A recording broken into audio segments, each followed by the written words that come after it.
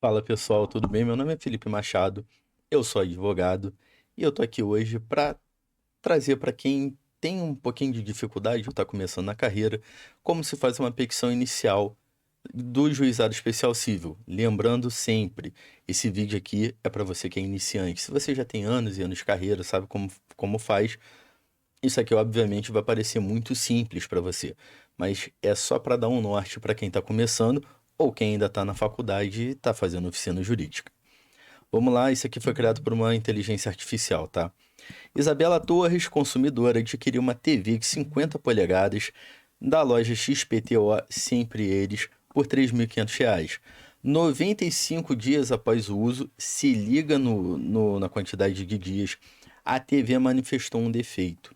Mancha escura no canto superior da tela que progressivamente aumentava, ou seja, você está vendo TV, tem uma mancha, essa mancha vai aumentando. Não dá para ver a TV, obviamente. Vamos parar aqui para fazer um pequeno comentário. Aqui tá defeito, tá? Correto seria vício.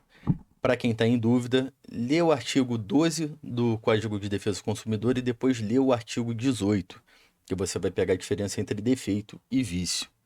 Se vocês quiserem também eu faço um vídeo depois, comenta aí. Este defeito inerente à fabricação do painel configurou um vício de qualidade não aparente à primeira vista, que só se revelou com o tempo. Parando aqui de novo para comentar, olha só, se é um defeito inerente à fabricação do painel, quando você estiver atendendo seu cliente, pergunta para ele como é que ele sabe disso. Se é algo que depende de laudo técnico. Ah, mas Felipe, não tem laudo técnico. Informa o seu cliente, tenha necessidade de ter um. Isso aqui vai ajudar na ação, tá? Só se revelou com o tempo. E em 20 de agosto, os 95 dias depois, a consumidora procurou a loja para exercer seu direito de reclamação, mas a XPTO se negou a realizar a troca, alegando que o prazo de garantia contratual de 90 dias havia expirado. Olha, aqui eu vou dar um chute em qual artigo? O artigo 26 ou 27, tá? Se eu não me engano, é 26. O prazo decadencial para reclamação de um vício oculto é a partir do momento que você descobre ele, tá? Então isso aqui é muito importante. A loja, obviamente, está errada. Diante da recusa em trocar o produto, a consumidora busca tutela jurisdicional. Aqui a gente não precisa mais ler. Vamos direto para a inicial, que eu grifei toda de preto, para a gente poder ler aqui junto agora. Então vamos lá. Gente, a primeira coisa, tá? Salvo engano, artigo 319 do CPC. Eu tô falando muita coisa de orelhada aqui, mas são as condições da ação. Dá uma olhada depois lá, tá? Você vai direcionar a peça ao juízo. Antes, no CPC antigo, você direcionava ao juiz. Não vou lembrar qual era o artigo que estava lá. Então, ao juízo, ou se você quiser puxar um pouquinho o saco, você bota ao douto juízo. Fica a teu critério, eu uso dessa forma. Ah, mas Felipe, eu aprendi a escrever ao excelentíssimo senhor doutor juiz de direito. Não tem problema. A sua petição não vai ser negada, não vai ter nenhum vício, problema algum de dar continuidade dessa forma. Aliás, vários e vários advogados ainda utilizam dessa forma. Só que sendo um pouquinho mais técnico, o correto é o juízo, tá? Vamos lá. Qualificação, muito importante. Sempre coloca identidade, CPF, onde a pessoa mora, que faltou uma crase. CEP e todo o resto. Se você for olhar no artigo que eu acredito ser o 319, vai estar falando sobre e-mail, telefone e tudo mais. Telefone pode botar, não tem problema algum. Você vai ter um espaço correto lá no PJE para poder também colocar essas informações, caso o sistema utilizado pelo seu tribunal seja esse. Mas olha, outra coisa, eu nunca vi ninguém dar com os burros na água por estar sem um e-mail ou sem um telefone. Qualifica também o réu e toca o barco. Aqui também faltou uma crase. E vamos para a parte da gratuidade. Gente, aqui é bem simples, tá? Autor é pessoa de parcos recursos. O que são parcos recursos? Poucos recursos. E não pode pagar pelas custas e emolumentos, além dos demais custos que advierem no processo, sem prejuízo próprio de sua família, sendo, portanto, beneficiária da justiça gratuita. Aqui a gente tem outra questão também, que é, no primeiro grau, no juizado especial, não há pagamento de custas e emolumentos, tá? Só teria esse pagamento caso você fosse recorrer. Se a sua cliente tem gratuidade, tem esse direito, já pede de uma vez, tá? Não é obrigatório, mas já pede de uma vez. Vamos aos fatos. Gente, ó, fato, coisa bem simples, tá? Mastigadinho, de preferência na ordem que aconteceu, tá? Bota na ordem cronológica. E vamos lá, ó. A autora adquiriu a televisão Smart TV LED 50 polegadas, tá junto à loja em 15 de maio. Você colocou o produto adquirido, de quem que foi adquirido e na data. E, além de tudo, o valor. Importante, junta o comprovante de pagamento. Pelo amor de Deus, não faz inicial, esquece disso, tá? Após 95 dias de uso, a televisão passou a apresentar uma mancha escura no canto superior da tela. A mencionada mancha foi aumentando com o tempo e tornou a televisão imprópria para o fim ao qual se destina. Muito importante, parágrafo 3 e 4. Parágrafos curtos e rápidos. Isso facilita a leitura. Fazer parágrafos imensos torna a leitura muito complicada. Então, sempre, ó, parágrafos curtos, direto ao ponto, não enrola muito, porque a sua peça vai ficar ruim para ler. A autora levou a televisão no serviço técnico autorizado, lembra que eu falei, leva no serviço técnico. Então, nesse caso aqui, foi orientado, a pessoa levou, e ficou constatado que se tratava de um vício na fabricação do painel, sendo, portanto, um vício oculto, e que só poderia ser descoberto com o uso do produto ao longo do tempo. Vício oculto é isso, é um vício que você não teria como saber, não é algo aparente, não é algo que estava lá, por exemplo, um carro veio com a frente amassada, isso não é um vício oculto, tá ali. Mas, digamos, o mesmo carro veio com problema no motor que não dava para saber que estava lá, isso é um vício oculto, tá? É sempre importante mencionar se foi vício oculto ou não, até pela questão que eu falei sobre o prazo para poder entrar com a reclamação junto da empresa, tá? Aqui a data tá errada, mas foi a data que ela fez a reclamação, eu não lembro como é que tá ali em cima. A consumidora procurou a loja a fim de informar do vício apresentado e solicitou a REC que efetuasse a troca da televisão. Outra coisa para vocês verem, bota depois lá no CDC e procura. Essa troca que ela pediu é algo que o consumidor escolhe fazer. Ela podia ter pedido a troca, ela poderia ter pedido o dinheiro de volta. Isso é algo que depende do próprio consumidor, tá? O que fora prontamente negado, já vista que o réu alegou que o período da garantia de 90 dias havia se expirado. Diante da recusa de efetuar a troca do produto, não podendo a autora arcar com prejuízo, deixa eu desligar o celular aqui que está apitando. Não podendo a autora arcar com prejuízo, não resta outra alternativa que seja ingressar com a presente ação judicial. Eu já vou revelar o resto da peça toda, que vai me dar menos trabalho. Então, o que você quis demonstrar? A sua cliente teve um problema, ela procurou a loja não resolveu. O que a sua cliente poderia fazer? Ficar com prejuízo? Obviamente que não. Ela ingressa na justiça e decide a questão judicialmente. Relação de consumo. Isso aqui é muito importante porque o artigo 2º e o 3º vão enquadrar o que seria consumidor. O Código de Defesa do Consumidor, ele traz para o próprio consumidor várias benesses legais. Entre elas, a gente vai falar aqui, que é a inversão do ônus da prova, que está no artigo 6º do CDC, tá? Ó, vamos lá. Tem outra questão aqui também, que o ônus da prova se tornou dinâmico com o Código de Processo Civil de 2015.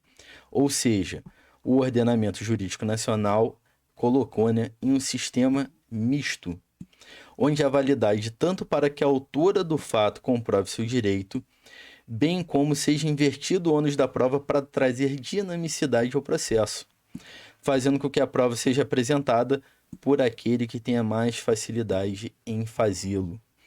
Isso aqui é uma questão que pouca gente coloca na inicial, eu considero muito importante. Sempre se liga nessa questão, tá? Da dinamicidade do ônus da prova. Por estarmos diante de uma relação de consumo, basta cotejar o que foi trazido. Cotejar é comparar, trazido pelo CDC com o CPC, com o caso concreto, para chegar à conclusão que é obrigatória a inversão do ônus da prova. Uma questão muito importante. A partir do momento que você pega e comprova o que está ali para inverter o ônus da prova, não é uma faculdade do juiz inverter. Ele tem que inverter o ônus, tá? Você, ó, relação de consumo, artigo 2º e 3º do CDC. Você conseguiu comprovar a dinamicidade, você conseguiu comprovar tudo aquilo que envolve a inversão do ônus da prova, não é uma faculdade inverter, é uma obrigação. Sempre deixe isso bastante claro nas suas peças. Por fim, deve-se ressaltar a hipossuficiência e a vulnerabilidade. Hipossuficiência, nesse caso aqui, além da financeira, porque a gente está tratando de uma doméstica, como eu botei na inicial, que está ingressando com uma ação contra uma loja XPTO, no nosso caso aqui é uma loja grande, tem uma grande disparidade financeira. Porém, não só. Há disparidade financeira, disparidade técnica, há uma série de questões aí por suficiência, a gente sempre pensa só na parte financeira. Não é só na parte financeira, tá? A depender do caso, sempre também coloque a hipossuficiência técnica. Vulnerabilidade, isso é uma coisa muito importante. A vulnerabilidade é algo quase inerente ao consumidor. Todo consumidor é vulnerável, tá? Outro sim, não tem a autora capacidade de apresentar demais provas constitutivas do seu direito, além das já apresentadas. Gente, sempre separa toda a documentação que seus clientes têm, tá? Sempre. Não fica mendigando prova. Você tem uma prova, junta no processo, tá? Porque isso vai ajudar a comprovar o direito que você está alegando. Ah, mas eu não tenho prova X, Y, Z porque eu não tenho como fazer. Não tem problema. Tudo que ela tem capacidade de apresentar, ela apresentou. Pede a inversão do ônus da prova, comprova que é consumidor. Portanto, por tudo que for explicitado, é lícito declarar que a inversão do ônus probatório se faz presente no caso concreto, haja vista que a hipossuficiência por si só já se faz suficiente para que a mesma aconteça, somando-se a hipossuficiência e vulnerabilidade, que restaram devidamente demonstradas, não há o que se discutir acerca da inversão do ônus probatório, restando apenas que tal inversão ocorra no presente caso concreto. E, por fim, você narrou uma história, apresentou todos os documentos sobre aquela história que você tem. Lembrando sempre, tem documento, apresenta. Você comprovou também o nexo de causalidade. Para a inversão do ônus da prova, você precisa demonstrar a hipossuficiência ou o nexo causal. Não é um e outro, é um ou outro, tá? Qualquer um dos dois que você demonstrou é aquela história da inversão do ônus da prova que eu falei anteriormente, tá? É sabido que se tratando de situação que uma das partes se encontra em posição de desigualdade jurídica, que é o caso, sendo obrigada a submeter-se à vontade da parte mais forte, perfeitamente aplicável a inversão do ônus da prova, só reforçando o que está em cima, tá? Vamos lá. Falha na prestação de serviço. Aqui eu narro novamente o que aconteceu e falo que está configurada a falha na prestação de serviço. Uma coisa muito importante, tá? A falha na prestação de serviço independe de culpa. Ela independe de culpa. Aqui no caso concreto, a gente tem uma loja que apenas vendeu um produto. Eles não fabricaram esse produto. A falha na placa não é um problema deles, tá? Não foi algo causado por eles. Não é problema deles, tá? Me equivoquei aqui. Mas não foi algo causado por eles. Só que eles têm que trocar. Isso aqui é inerente ao risco da atividade que eles fazem, tá? O artigo 14 é claro em falar que responderá independentemente de culpa, foi o que eu acabei de falar aqui. Por mais que haja avisos que julgue o réu que não é culpa deles o ocorrido, deverá responder, pois a lei cita que a culpa não é primordial para que a falha ocorra. Ademais, tem o réu todo o poderio, até econômico, voltando à questão da hipossuficiência, para poder corrigir as falhas e arcar com o prejuízo que essas falhas possam causar. Gente, isso aqui é muito importante. A loja vende TVs. Tem várias TVs na loja. Foi o que eu falei, a XPTO é uma empresa grande. É uma TV de R$ 3.500. Eles têm condições, inclusive financeiras, de arcar com esse prejuízo e dar uma TV nova ao consumidor. Porque a partir do momento que eles comercializam televisão, tudo aquilo que houver que tenha a ver com defeitos ou vícios na televisão é um problema da loja de fazer essa troca, tá? O consumidor não pode arcar com esse prejuízo. Se depois a loja vai entrar em contato com quem fabricou para resolver o problema, é uma questão deles, tá? Se isso foi um problema de armazenamento no galpão, ou se foi um defeito que já veio com a televisão, isso também não é um problema do consumidor, lembra? Responde independentemente de culpa, artigo 14. Portanto, poderia o réu ter resolvido o problema de forma satisfatória, sem a necessidade de haver um ingresso na ação judicial. Isso aqui na parte de dano moral a gente vai voltar para falar melhor, tá? Inclusive, sei disso que deveria o réu ter prestado melhores informações à altura do porquê não poderia haver a troca do produto. Lembrando que no nosso caso concreto eles falaram que a garantia esvaiu e expirou. Gente, olha só, uma das coisas que é mais importante, é um dos direitos fundamentais do consumidor, é o direito à informação. O direito de informação é importantíssimo. Sempre que uma informação não for passada de forma correta, coloca isso na petição inicial. É um dos direitos fundamentais, é uma das garantias fundamentais do consumidor. Pelo amor de Deus, não deixe de citar informação, o direito à informação na sua peça. Então, o que acontece? XPTO não informou corretamente, não trocou o produto ou devolveu o dinheiro. Cometeu diversas falhas e não desfez nenhuma. Configurado a falha na prestação de serviços. Por fim, o dever de indenizar é inerente à falha na prestação de serviço. A gente já está até puxando aqui para o dano moral que está vindo logo depois, tá? Gente, dano moral aqui muito rápido. É basicamente as provas documentais demonstram de forma inequívoca, tá? Que a autora sofreu com uma situação que passa do mero aborrecimento de sabor. É inquestionável a ocorrência de danos morais. Por esse motivo, olha só, é positivado na Constituição Federal o dano moral. A autora foi exposta a inegável ofensa que gerou inegável angústia. A gente tem aqui, no caso, uma doméstica comprando uma televisão de R$ 3.500. Pelo salário médio do brasileiro, R$ 3.500 são alguns meses de trabalho. Então, você compra uma televisão para poder ver uma novela com a sua família, para poder se divertir, botar um neto para ver uma Netflix, algo do gênero.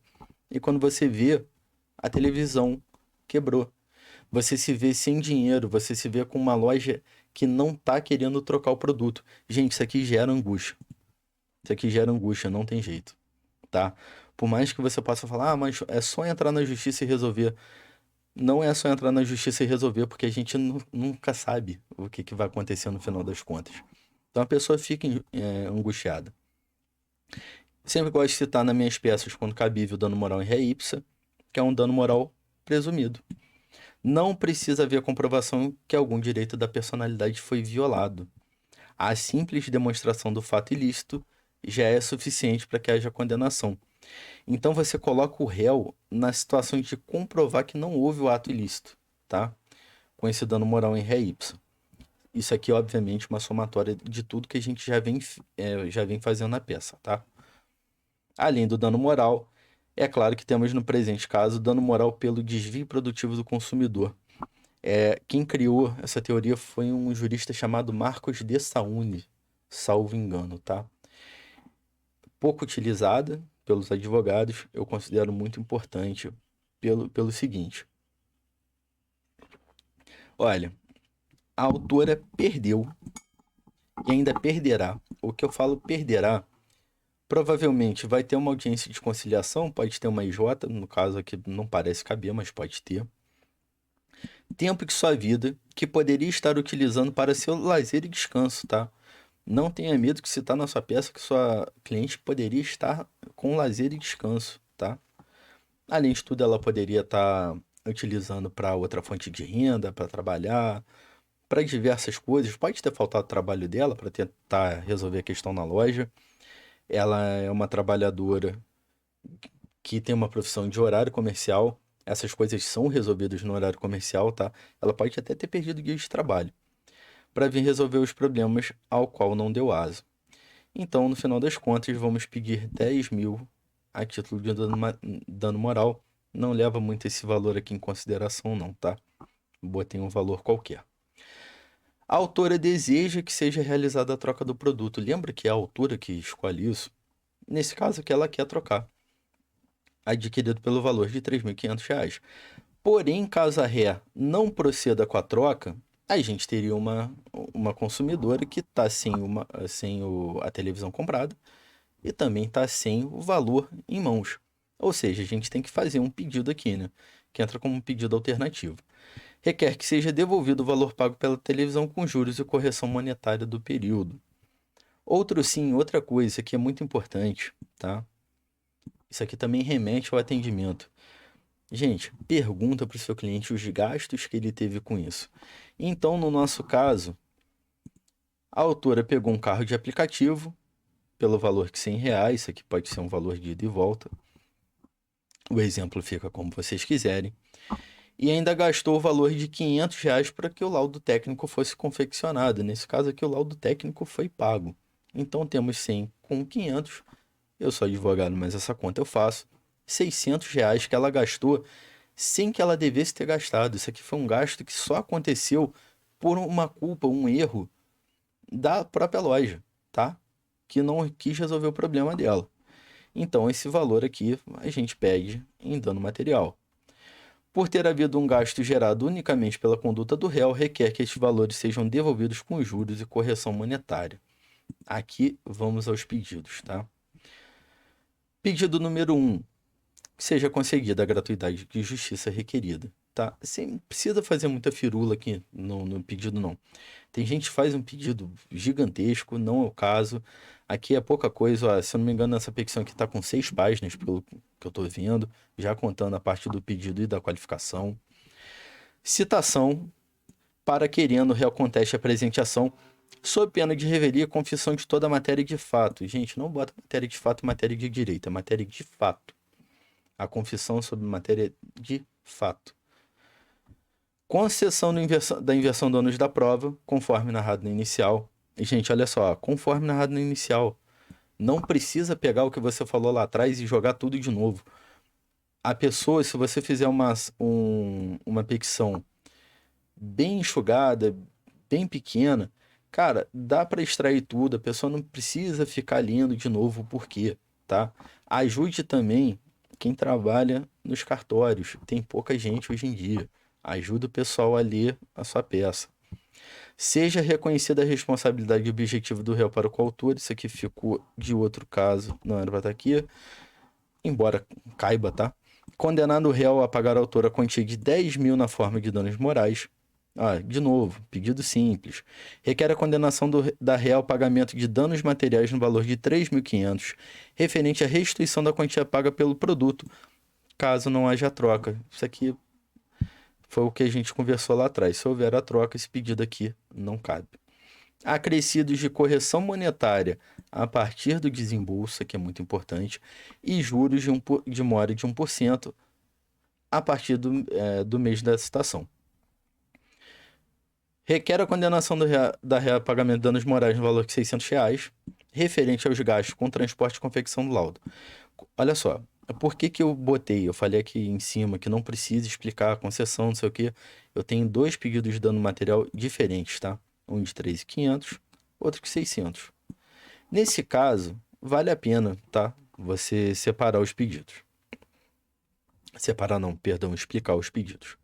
Condenar o réu ao pagamento das custas processuais em caso de julgamento em instâncias superiores. porque não cabe no juizado especial no primeiro grau de jurisdição. Eu não vou lembrar o artigo de cabeça. Condenar no réu pagamento dos honorários advocatícios, valor não inferior a 10%, em caso de julgamento por instância superior, porque não cabe também no primeiro grau de jurisdição, tá? Todas as citações e intimações seja expedido no nome do patrono, sob pena de nulidade. Isso aqui é o basicão, né? Provacial alegado através de todas as provas em direito admitidas e o valor da causa. Como é que a gente chegou a esse valor da causa? R$ 14.100. 10.000 de dano moral, 3.500 do dano material pela devolução do valor pago à TV e R$ 600 pelo valor pago, pelo transporte e pela confecção do laudo técnico, tá? Nestes termos pede deferimento, pode ser também termos em que pede deferimento, isso aí vai de cada um. Eu prefiro fazer dessa forma, foi assim que me ensinaram. Não esquece de local e data e de botar o seu nome completo e a sua OAB. Gente, olha só, isso aqui é o básico, tá? O vídeo pode ter ficado um pouquinho longo, mas na boa, é só ver um pouquinho do vídeo, se você tá querendo aprender, também a gente está muito acostumado com vídeos muito curtos. Havendo alguma dúvida, bota no comentário. Não esquece de me seguir, me dar essa moral. É o primeiro conteúdo que eu faço dessa forma. Caso você goste, tenha algum feedback para me dar, escreve aí nos comentários também. Espero vocês para os próximos vídeos. E tô ficando por aqui. Valeu, um abraço.